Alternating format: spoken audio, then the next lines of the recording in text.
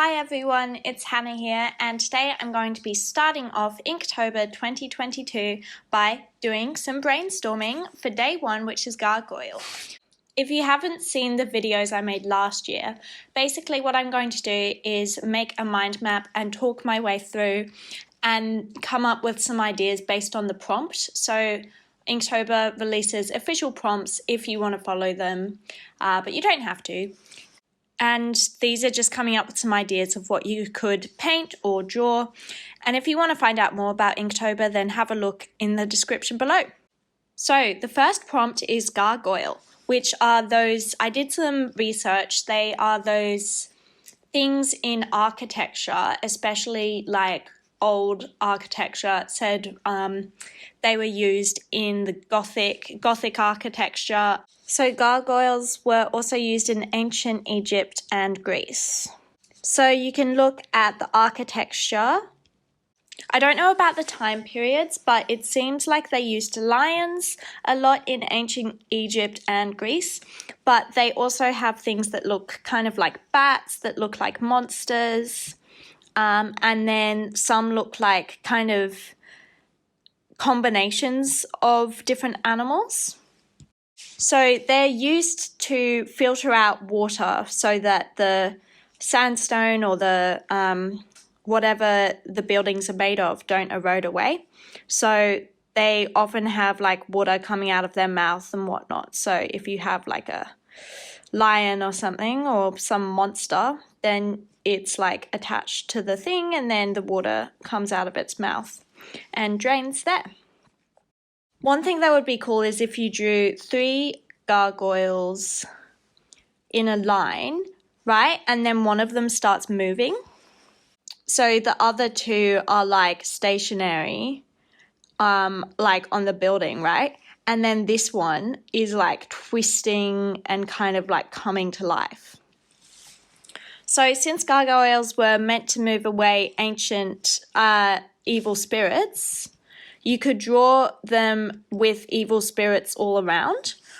So like kind of running away. Maybe your spirits look a bit like screaming, kind of like creepy, swirly shapes like that. Or maybe they look different. It could be lots of things. And then you could do a gargoyle and then like the spirits like running away from it. Or trying to do it because they're meant to ward away evil spirits and do protection. Gargoyles are sometimes also referred to as like their own monster. So it seems like in Dungeons and Dragons, for example, people refer to gargoyles as like a monster, not necessarily attached to a wall or anything, but something that's able to move around. So you might do the face in a screaming expression, or maybe you want to do it in a different one and kind of unconventional expression, because they usually look scary and creepy, but maybe you want to do one which is like happy. And then maybe you could do a line of gargoyles, like kind of like over here, and then instead of them being moving in the middle, you could have 3 different expressions. If you're doing this combined animals thing, then maybe you could do like a lion head or like a reptile, lizard body, or just like a made-up monster. Maybe instead of water coming out of a gargoyle's mouth, you want to do abstract shapes. So if you do the kind of drawings that I do, which are more like abstract, formless for the most part, you could do shapes coming out of the water like that. And then instead of evil spirits, you could do like abstract shapes representing those evil spirits. Have a look at my art to see what I'm talking about a bit more.